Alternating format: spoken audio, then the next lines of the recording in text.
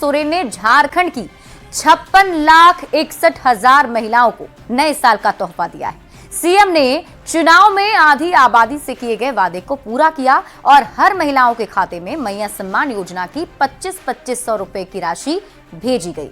इस योजना से महिलाओं को क्या लाभ है और कैसे कर रही हैं इस पैसे को खर्च, इस रिपोर्ट में देखिए। क्या कीजिएगा इस पैसा का? खुद का पैसा खुद यूज कर रहे हैं। अपनी बेटी को पढ़ाने में खर्च करेंगे, शिक्षा देने की कोशिश करूंगी। गांव देहात से चलने वाली सरकार है और आज बच्चों को अच्छी शिक्षा देंगे, घर में राशन लाएंगे और बचे हुए पैसों को सेविंग्स के तौर पर जमा करके रखेंगे। झारखंड के 56.5 लाख से ज्यादा महिलाओं के सपने को साकार किया है मुख्यमंत्री हेमंत सोरेन ने। सोमवार को नामकुम के खोजा टोली स्थित आर्मी ग्राउंड में भव्य समारोह का आयोजन किया गया। पुष्प वर्षा और आतिशबाजी के साथ मैया सम्मान योजना की 2500 रुपए वाली पहली किश्त जारी की गई। सीएम चुनाव में आधी आबादी से किए गए वादे को सबसे पहले पूरा करते नजर आए। लेकिन हमने चुनाव के पहले वादा किया था और चुनाव के खत्म होने के बाद पहला कदम हमने महिलाओं से किया गया वादा को पूरा करने का काम किया है। खाते में डायरेक्ट 25-2500 रुपए ट्रांसफर होते ही महिलाओं से खचाखच भरा आर्मी ग्राउंड तालियों की गड़गड़ाहट से गूंज उठा। हेमंत सरकार ने हर साल हर महिलाओं को 30,000 रुपए देने के वादे को पूरा किया। 56,61,791 महिला को नए साल का तोहफा दिया और 1,415 करोड़ 44 लाख रुपए की राशि लाभार्थियों के खाते में भेजी गई। उत्तरी छोटा नागपुर प्रमंडल को 500 करोड़ 81 लाख, दक्षिणी छोटा नागपुर प्रमंडल को 230 करोड़ 35 लाख, पलामू प्रमंडल को 190 करोड़ 1 लाख, संथाल परगना प्रमंडल को 320 करोड़ 87 लाख और कोल्हान प्रमंडल को 173 करोड़ 38 लाख रुपए की राशि भेजी गई। महिलाओं ने सीएम को बताया कि वो इस पैसे से क्या करेंगी। उससे हम छोटी छोटी जो खर्च है हमारे दैनिक जीवन में उसमें खर्च करेंगे। अपनी बेटी को पढ़ाने में खर्च करेंगे, बेटी को उच्च शिक्षा देने में खर्च करेंगे। छोटी छोटी जो मेरी खर्चा होती थी घर में वो हम कर रही हूँ और बच्चे को जो 3 महीने से मैं फीस नहीं दी थी वो आज दे चुकी। मैं अपने बच्चों का पढ़ाई में खर्च करूंगी और बढ़िया से बढ़िया शिक्षा देने की कोशिश करूंगी। इस राज्य स्तरीय समारोह में सबसे ज्यादा गिरिडीह से लाभुक पहुंची और सबसे कम खूंटी जिले की महिलाओं को राशि दी गई। इस महीने महिलाओं के खाते में 2 किस्त ट्रांसफर होंगे। अब तक महिलाओं के खाते में हर महीने 1,000 रुपए आते थे, पर अब ये सम्मान राशि को बढ़ाकर 2500 रुपए कर दिया गया है। फिर पहले मैं अपनी बच्ची को ट्यूशन पढ़ाने नहीं सकती थी, लेकिन जब से मैया सम्मान योजना आया तब से मैं अपनी बेटी को ट्यूशन पढ़ाने में आगे बढ़ा रही हूँ और शिक्षा में आगे बढ़ रही है। सीएम सोरेन ने कहा कि आधी आबादी के बिना राज्य और देश का विकास संभव नहीं है। महिलाएं भी सपना देखती हैं, उन सपनों को पूरा करने के लिए पैसे होने चाहिए। हमने चुनाव में जो वादा किया, महिलाओं को सम्मान देकर वादे को पूरा किया। अब उसी पैसों से महिलाओं के सारे सपने साकार होंगे। रांची संवाददाता अविनाश कुमार के साथ ब्यूरो रिपोर्ट, न्यूज़ 18।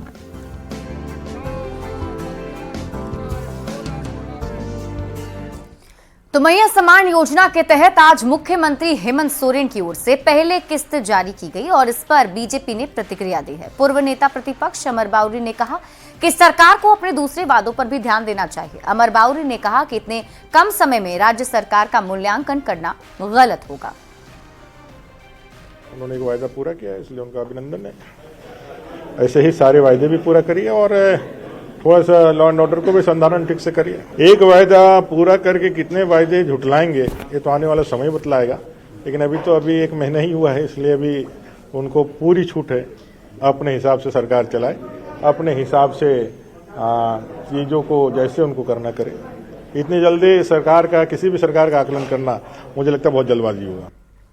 मैया सम्मान योजना को लेकर सियासी बयानबाजी तेज हो गई है। लोहरदगा पहुंचे बेरमो से कांग्रेस के विधायक कुमार जयमंगल ने हेमंत सोरेन और झारखंड सरकार की तारीफ की। उन्होंने कहा कि हमारी सरकार जो कहती है वो करती है और हेमंत सोरेन की बातों पर जनता को विश्वास है, इसलिए वे दोबारा चुनकर आए हैं। से महिला सम्मान योजना का पहला किस्त 2500 रुपया मुख्यमंत्री जी सबके खाते में डालने का काम कर रहे हैं। तो हमारी सरकार जो कहती है वो करते हैं और हेमंत सोरेन के बातों पर जनता को विश्वास है, इसलिए दोबारा चुनकर आए हैं हम लोग। और इस बीच आपको रांची से बड़ी खबर बता देते हैं। रघुवर दास 10 जनवरी को बीजेपी ज्वाइन करेंगे। झारखंड की राजनीति में वापसी करने वाले हैं रघुवर दास। 24 दिसंबर को राज्यपाल पद से उन्होंने इस्तीफा दिया था। रांची में बीजेपी कार्यालय में रघुवर दास बीजेपी की फिर से सदस्यता लेंगे। बीजेपी रघुवर दास को कोई बड़ी जिम्मेदारी दे सकती है, ऐसी खबरें भी चल रही हैं। वापसी से झारखंड की राजनीति में भी काफी हलचल तेज हो गई है। तो बड़ी खबर आपको रांची से बता रहे हैं। बीजेपी राज्य भर में संविधान गौरव अभियान शुरू करने जा रही है। 11 जनवरी से 25 जनवरी तक चलने वाला ये अभियान जिला स्तर से मंडल स्तर तक चलाया जाएगा और इस दौरान संविधान को लेकर, बाबा साहब के आदर्शों को लेकर लोगों में पार्टी की ओर से संदेश दिया जाएगा। और इसे लेकर 25 जनवरी तक हम लोग पूरे प्रदेश में करने वाले हैं, जिसमें मंडल, बस्ती तक, जिलों तक और प्रदेश तक का ये कार्यक्रम है। उसमें सभाएं भी हैं, संपर्क भी हैं, गोष्ठियां भी हैं। अपना जो है यूनिवर्सिटी में संपर्क और निबंधन, चिंतनांगन, ऐसे तमाम प्रतियोगिताओं और तमाम कार्यक्रमों के माध्यम से भारतीय संविधान और डॉक्टर बाबा साहब आम्बेडकर के योगदान को जनता तक ले जाने का काम यह इस अभियान का प्रमुख कारण रहेगा। पूर्व मुख्यमंत्री चंपाई सोरेन सोमवार को सरायकेला के राजनगर प्रखंड पहुंचे और उन्होंने गांव-गांव घूमकर बीजेपी के सदस्यता अभियान का जायजा लिया। इस दौरान ग्रामीणों और बीजेपी कार्यकर्ताओं ने पूरी गर्मजोशी के साथ उनका स्वागत किया। पार्टी में अगली भूमिका के सवाल पर चंपाई सोरेन ने कहा कि पार्टी नेतृत्व जो भी दायित्व सौंपेगा उसे निभाने के लिए वो तैयार है। हमारा ऊपर नेतृत्व विश्वास किया, हम ही को टिकट दिया और जीत भी गया है। आज जो भी पार्टी हमको दायित्व देंगे। झारखंड कांग्रेस ने जनता दरबार कर आम जनता की समस्याओं का समाधान शुरू कर दिया है, जिसमें मंत्री दीपिका पांडे सिंह ने हिस्सा लिया और इस दौरान फरियादी अपनी समस्याओं को लेकर पहुंचे थे, जिनमें एक महिला का गायब बेटा और कई लोग अंचल कार्यालय की कार्यशैली से परेशान थे। मंत्री ने अधिकारियों को कार्यशैली सुधारने पर जोर दिया है। समस्या मेरा ये है कि मेरा बच्चा स्कूल गया था DAV कपिल देव 10 सितंबर को पहुँचा कर आए थे। छुट्टी का समय नहीं मिला हम, जो अभी तक उसका कोई पता नहीं।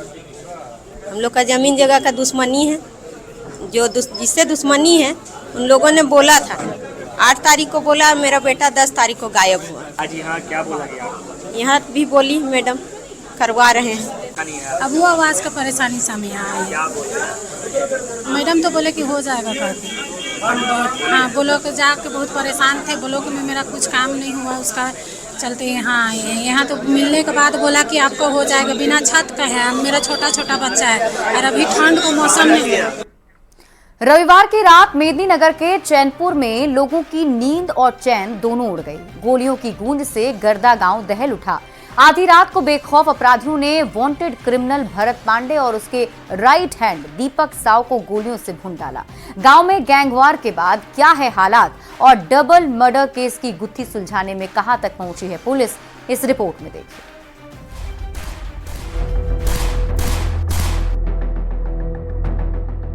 पलामू जिले का चैनपुर इलाका 1, 2, 3, 4, 5, 6, 7, 8 जमीन पर पड़े गोलियों के ये खोखे उस वारदात की गवाही दे रहे हैं कि बीती रात यहाँ क्या हुआ।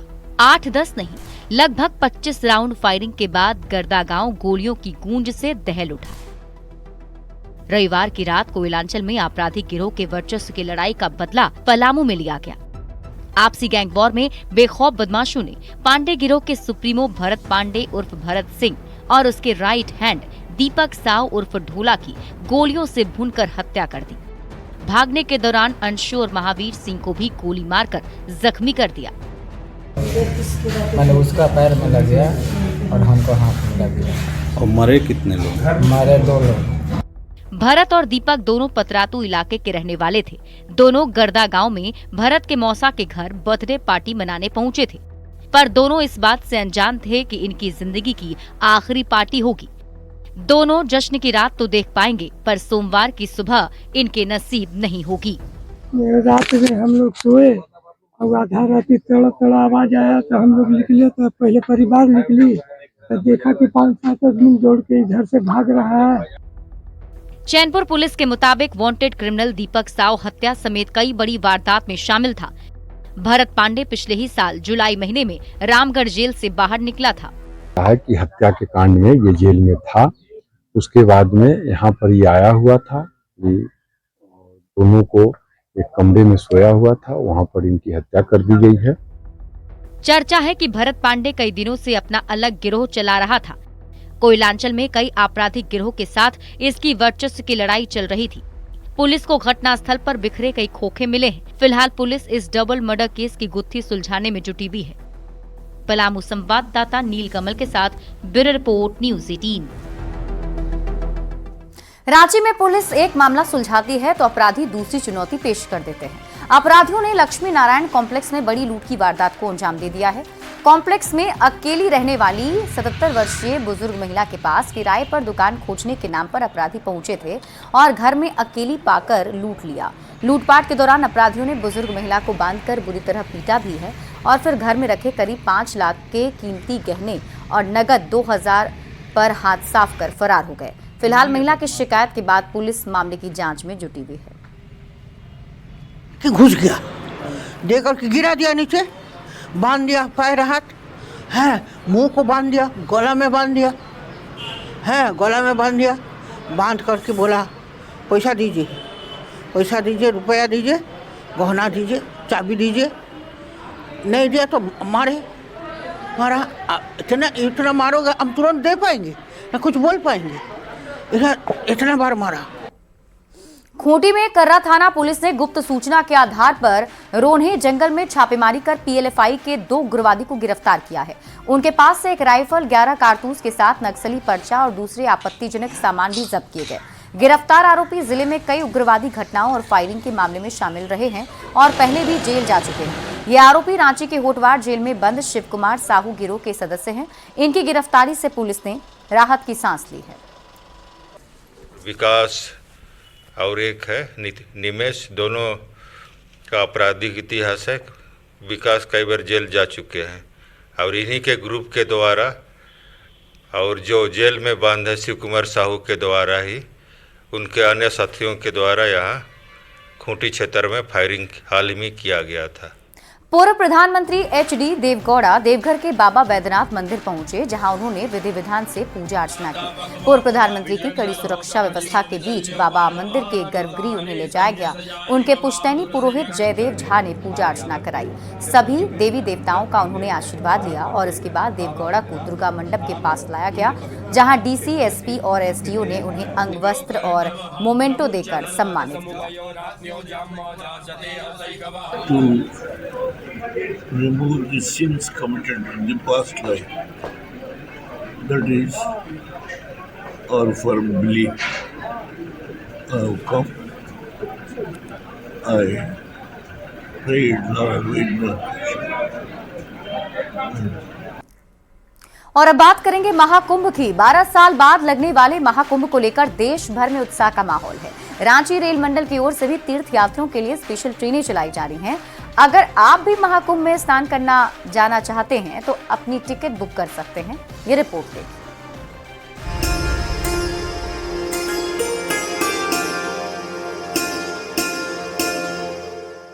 14 जनवरी से शुरू होने वाले दिव्य और भव्य कुंभ की प्रयागराज में पूरी तैयारी है।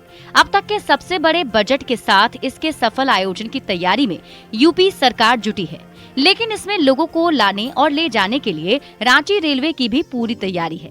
कुंभ मेले को देखते हुए रांची और उसके आसपास के जिले के श्रद्धालुओं के लिए रांची रेल मंडल ने स्पेशल ट्रेन चलाने की तैयारी कर ली है। रांची रेल मंडल से 5 जोड़ी स्पेशल ट्रेन गुजरेगी, जिनमें आप अपनी सुविधा के अनुसार टिकट बुक करा सकते हैं। झारखंड वासियों को, यहाँ के यात्रियों को काफी सुविधा मिलेगी। इन सब की बुकिंग स्टार्ट हो चुकी है, तो जो भी श्रद्धालु यात्री प्रयागराज जाना चाह रहे हैं कुंभ में, वो अपनी बुकिंग करवा सकते हैं। रेलवे के साथ श्रद्धालु भी कुंभ मेले में जाने को पूरी तरह तैयार दिख रहे हैं और ट्रेन की सुविधा का लाभ उठाने के लिए अभी से ही उत्सुक दिख रहे हैं। हाँ बहुत अच्छा है। आप लोग व्यवस्था दे रहे हैं, बढ़िया है, आदमी जाएगा ही। जिसको करवाना है वो जाएगा। आपने प्लानिंग की है? हाँ हाँ हम लोग भी जाएंगे। ऑफकोर्स जाएंगे। हम लोग का सौभाग्य है कि ट्रेन में हम लोग को व्यवस्था दी गई है, जो पूरा फुल फैमिली हम लोग इस यात्रा से अच्छा से हम लोग सुरक्षित से आ सके, प्रयागराज से घूम के आ सके। प्रयागराज के महाकुंभ को लेकर रेलवे भी तैयार है। स्पेशल ट्रेन की घोषणा हो चुकी है, कुछ चल भी रही हैं और कुछ आगे चलने को तैयार हैं। तो इंतजार किस बात का? प्लान बनाइए, टिकट बुक करिए और डुबकी लगाने को तैयार हो जाइए आस्था के महाकुंभ में। आपको सुरक्षित प्रयागराज पहुंचाने और ले जाने की गारंटी रेलवे की है। और जाहिर है कि 14 जनवरी से जैसे जैसे तारीखें नजदीक आएंगी, लोगों का उत्साह भी बढ़ेगा और टिकट काउंटर पर भीड़ भी बढ़ेगी। कैमरामैन संजीव तिवारी के साथ संजय कुमार सिन्हा, न्यूज़ 18 रांची। गुरु गोविंद सिंह जी की प्रकाश पर्व को लेकर जमशेदपुर में टेलको गुरुद्वारा से नगर कीर्तन निकाला गया। इसमें बीजेपी सांसद विद्युत वरण महतो के साथ विधायक पूर्णिमा दास साहू भी मौजूद रहीं। नगर कीर्तन में सबसे आगे पंच प्यारे का जत्था चल रहा था, जिसके बाद स्कूली छात्र छात्राएं जयकारे लगाते हुए जा रहे थे। करीब 10 किलोमीटर दूर साक्षी गुरुद्वारा में नगर कीर्तन का समापन हुआ। इस मौके पर विधायक पूर्णिमा दास साहू ने लोगों से गुरु साहिब के रास्ते पर चलने की अपील की। अपनी सेवा से, अपना बलिदान देकर हमारे जो देश को आगे बढ़ाया है, बस उसे आत्मसात करने की जरूरत है। उनका जो भावना रहा है सच्ची मानवता के प्रति, तो मानवता आजकल खो गया है। हम देख रहे हैं कि मानवता भाव जो है, इंसानियत जो है, वो लोगों से हटते जा रही है, लोगों के अंदर से गुम होते जा रही है। तो बस इसे लाने की जरूरत है और सच्चे इंसानियत के भाव से काम करने की जरूरत है। फटाफट क्रिकेट के आईपीएल की तर्ज पर अब हॉकी का भी HIL शुरू होने जा रहा है। 12 जनवरी से रांची में hockey India women's hockey league की शुरुआत होगी। इसमें भाग लेने के लिए ओडिशा वॉरियर्स की टीम रांची पहुंची है, जहां एयरपोर्ट पर टीम का भव्य स्वागत भी किया गया। बता दें कि आईपीएल की तर्ज पर राज्य में पहली बार हॉकी का HIL खेला जा रहा है, जिसमें 4 महिला हॉकी टीम शामिल होंगी। इस टूर्नामेंट के मैच मोरहाबादी के मरंग गोमके स्टेडियम में खेले जाएंगे। झारखंड वासियों के लिए एक और नई खुशखबरी है। पतरातू स्थित PVUNL super critical thermal power plant से जल्द ही बिजली का उत्पादन शुरू होने जा रहा है। इसी जनवरी महीने में पहली यूनिट से 800 मेगावाट बिजली का उत्पादन शुरू किया जाएगा, जबकि फाइनेंशियल ईयर से कमर्शियल प्रोडक्शन शुरू कर दिया जाएगा। ये बिजली प्लांट कुल 4000 मेगावाट का है। पहले चरण में 2400 मेगावाट बिजली उत्पादन किया जाना है। खास बात है कि यहाँ से उत्पादित बिजली का 75% हिस्सा झारखंड सरकार खरीदेगी। हमारी पहले फेज में हम 800 मेगावाट की 3 यूनिट को लगा रहे हैं, जिसकी पहली यूनिट हम जनवरी के महीने में ही उसको सिंक्रोनाइज करेंगे और इस फाइनेंशियल ईयर के अंदर ही हम उसका कमर्शियल डिक्लेरेशन करके पूरी तरीके से बिजली उत्पादन शुरू कर देंगे। हम यहाँ पे अभी तक हमने 17 करोड़ रुपए का खर्च कर रखा है CD बजट में और 20 करोड़ का काम ऑलरेडी पाइपलाइन में है, जो कि उम्मीद है कि 1 साल के अंदर वो भी हैंड हो जाएगा 37 करोड़ के। जेपीएससी चेयरमैन की नियुक्ति और रिजल्ट की मांग को लेकर अब 11वीं से 13वीं जेपीएससी में शामिल अभ्यर्थी आंदोलन को मजबूर हैं। अगस्त महीने से ही रिजल्ट बनकर करीब तैयार है, लेकिन रिजल्ट जारी नहीं हो पा रहा है। पूर्व में चुनाव की बात थी, तो उसके बाद अध्यक्ष का ना होना, ये सभी चीजें स्टूडेंट के लिए परेशानी की वजह बन गई है। छात्रों का कहना है कि यही वजह है कि अब वे आंदोलन को मजबूर हैं।